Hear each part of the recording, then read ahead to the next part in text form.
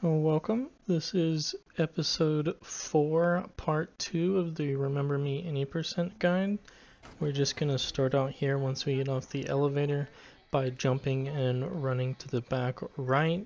And you want to line up with the corner of this dark spot. Just run down a few steps and then jump into the corner to jump on the invisible barrier, and then jump onto the wall and forward.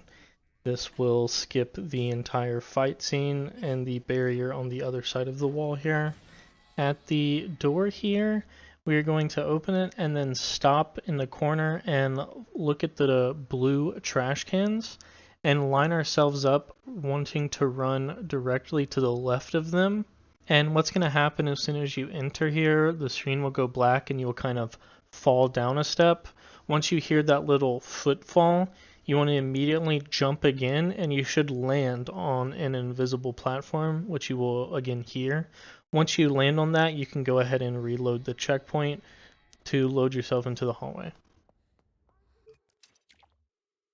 Now just run down the hallway, and the door on the far back left, we're going to want to open it and enter it and immediately jump back out again. And you kind of want to use the floor design here as a reference point. If you don't get out fast enough, the door will close on you. If you don't go far enough in, it won't trigger the glitch that we're about to do. So you might just want to practice it a little bit to get the feel for it. And one very important note I almost forgot to mention, once you trigger this glitch and it starts deloading things, you have a very set time limit before a cutscene is going to play. And everything you do has to be before that cutscene triggers. Otherwise, the checkpoint will deload.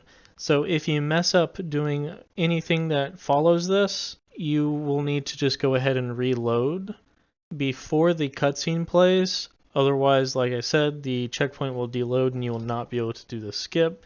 However, for practice sake, I would just practice it even if you do trigger the cutscene, so you can learn the audio cues for when the cutscene is about to play, just so you could practice the skip in general, because you can do the entire skip all the way to the end. You will just not trigger the checkpoint. So if you're just practicing, that's actually more beneficial to you, so you won't have to go back and into the files and reset the checkpoint yourself. So just keep that in mind. But as soon as we jump back out, the door will close on us, and now we have to book it really fast all the way to the back where we started and to the right, and run into the corner of the wall here.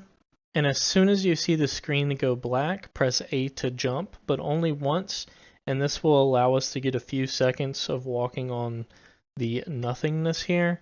And we will jump to the platform in front of us and then to the left of us, and then line ourselves up to bounce off the wall just a foot and fall down. And then after you fall right below the floor, jump again for a delayed jump. Delayed jumps work by if you bounce off something or just jump and then fall off a ledge, you can jump again while you're falling, and this gives us a delayed air jump, which will give us the angle and distance we need to go under the floor here and get the checkpoint. The next part, all the way to the end of the episode, is basically just combat. There's no real skips as of right now, so it's just going to mainly be focused around optimized combat. I don't perform all of it perfectly, but I will go over the tactics that we will be using.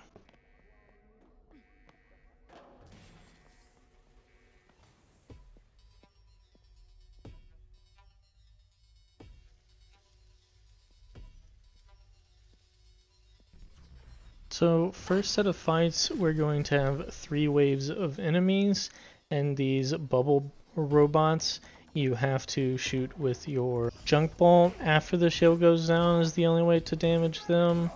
So as this wave starts, we're just going to focus on killing the men here, and as soon as the shield goes down, which you can hear it through an audio cue, you'll shoot it with your junk bolt you're kind of just going to end up sitting here and waiting for his shield to go down for the second shot. The next fight is going to fill your gauge and teach you rest in pieces, and you'll just use it on the right enemy. And while everything's in slow-mo, you want to kind of walk away from the men that get bounced on the floor to place the shield drone away from them, and then you want to spam your cooldown present combo to get rest in pieces off cooldown, and then just kill all the guys as fast as you can. Of course, keep in mind that you'll have to do the same thing from wave 1, which as soon as you hear the shield explode, turn around and junk bolt the robot so you can get rid of him as fast as possible. As this wave is dying, you want to try to be as close to the right gate as possible, because there is no cutscene this time and the enemies just load in from the door being open. And you want to spam kick the 2 enemies that come in on the right door to kick them back into the unloaded zone, which insta-kill them. Generally, you're only going to be able to get 1. Sometimes you can get 2. This just, speeds up the process a little bit by getting a free insta-kill on an enemy. Now, I did a bad job of performing it, but you want to rust in pieces the first flying drone that you see, and then immediately junk bolt the second one that you see. And after a second, you want to DOS the area, and then start attacking the men as fast as possible. Once your junk bolt comes off cooldown, you want to finish off the second drone that you had hit earlier with your junk bolt to finish it off, and then proceed to finish off whatever men are left after that before moving on.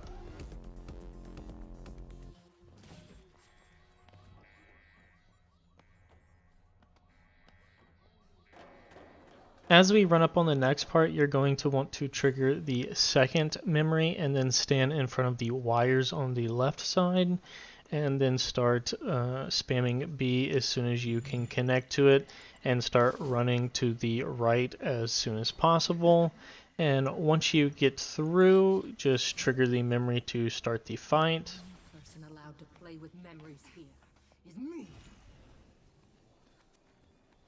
As this fight goes, you're just going to want to junk bolt the 2 with shields as soon as you can and kill the rest. They're quite weak, so this isn't much of a fight, so it could be over really quickly if you can get the shield guys down.